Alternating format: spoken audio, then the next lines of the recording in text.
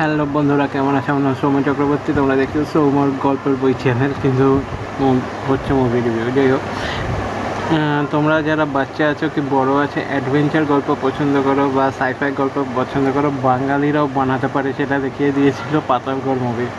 শীর্ষেন্দু চট্টোপাধ্যায়ের কাহিনী অবলম্বনে তৈরি হয়েছিল পাতালগড় মুভিটা। আমার বলতে গেলে ছোটোবেলার দেখা সেই আমলে সবথেকে প্রিয় বই ছিল পাতালগড়। মুভিতে অ্যাডভেঞ্চার ছিল, সিরিয়াসলি কিছু বলার নেই, কমেডি ছিল, খরাজের ভূতনাথদা ছিল, ভূতের ডাক্তার, আর খুদে বিচ্ছু ছিল। মুভিতে এলিয়ান পর্যন্ত এনেছে, বিজ্ঞানী, ঘুমের যন্ত্র, অন্যের গ্রহ, প্লাস অন্যের গ্রহের আলাদা আমাদের এখানের এআই, যেটা দেখিয়েছিল একটা নীল কালারের মাথা আলা কম্পিউটার, সব মুখে কথা বলে, মানে একটা। তারপর রিডেল সলভ করেছিল, পুরোনো সময়ের ভূত ছিল, ফ্ল্যাশব্যাক ছিল, ডায়েরি থেকে আলাদা যন্ত্র খুঁজে পাওয়ার একটা অ্যাডভেঞ্চার স্টোরি ছিল, প্রচণ্ড হাইফাই। মানে সেই আমলে এরকম গল্প হতে পারে, বাঙালিরা এরকম সিনেমা বানাতে পারে যেখানে খালি প্রসেনজিৎ ডান্স করতো, ঋতুপর্ণা বা শতাব্দীকে নিয়ে, মানে ওরা বহুত বড় লোক থাকতো আর প্রসেনজিৎ গরিব থাকতো, মানে শ্বশুর জামাই ঝামেলা, লাভ স্টোরি এসব চালাতো, মানে একই সেম স্টোরি চলতে থাকতো।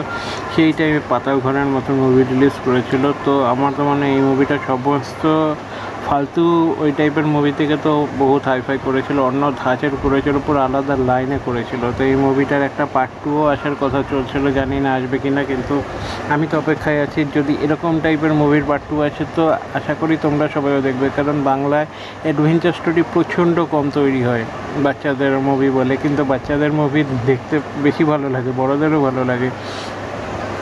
যেরকম চাঁদের পাহাড়, অ্যামাজন অভিযান, চাঁদের পাহাড় 3ও আসবে, সেই সব টাইপের মুভি। প্রফেসর শঙ্কু মোটে একটা আসলো, ফেলুদা আর বোমকেশে অনেক বছর ধরে চলে যাচ্ছে একই গল্প, বারবার বিভিন্ন আলাদা নায়করা করছে, কিন্তু তারাও যদি একটু নতুন গল্প আনতো ভালো, জানা যেই গল্পগুলো একটু অজানা থাকবে, কারণ প্রত্যেকটা গল্প লোকের জানা হয়ে গেছে, এতবার করে রিমেক হচ্ছে।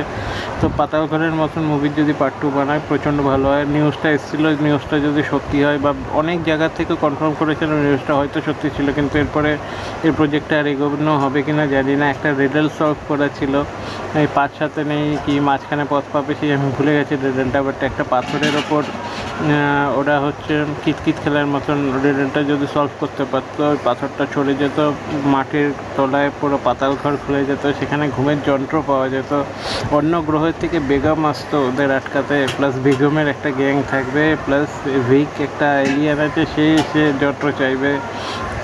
প্রচণ্ড ভালো মুভি। যদি কোনো বাচ্চা বা 90s কিডস এই মুভিটা না দেখে থাকো তো প্লিজ গিয়ে একবার রিওয়াচ করো, যে কোনো জায়গায় পেয়ে যাবে, ইউটিউব বা যে কোনো অ্যাপেও পেয়ে যেতে পারো, কিন্তু ডাউনলোড করে দেখে নাও, আর টিভিতেও বহুত বার যায়। তো বাচ্চাদের জন্য এই মুভিটা প্রচণ্ড ভালো, আর কোনো অ্যাডাল্ট ওয়েব নেই, সো ফুল ফ্যামিলির সাথে ওয়াচ করতে পারো। যদি কোনো বড়ো চাও তারাও দেখতে পারো, মজা পাবে মুভিটা দেখে। Thank you, bye bye. এই টাইপের মুভির যদি তোমরা আরও রিভিউ চাও, বা পুরোনো ম্যাজিক্যাল মুভি বা সাইফাই মুভি, বাংলা বা হিন্দি বা হলিউডের তো আনলিমিটেড আছে, বলিউড আর বাংলাতেও আমি খুঁজে খুঁজে বের করে রিভিউ করতে পারবো বা আনতে